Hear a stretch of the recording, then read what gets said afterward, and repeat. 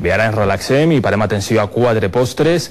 La seva peculiaritat és l'orxata, esta beguda relegada quasi sempre a un simple refresc. Ens demostra ara que pot adquirir múltiples textures i sabors.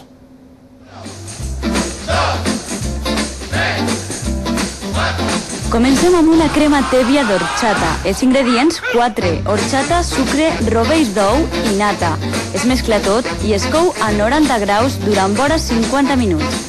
I s'acompanya d'una bavaresa d'orxata, que farem amb els mateixos ingredients, però afegint nata muntada i 2 làmines de gelatina. Per a rematar, fruita de la passió.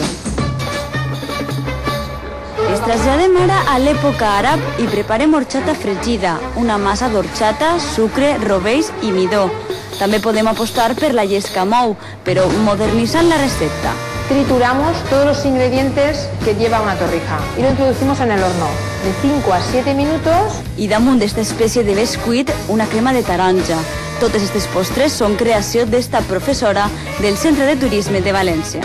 Yo lo que volia era poder-la menjar sin que fera falta que el sabor estiguera 100%. I per als xiquets, un gelat d'orxata merengada, que revestirem amb bescuit de pistatxo, covetes de xocolata i flors gelades, imitant un bosc encantat.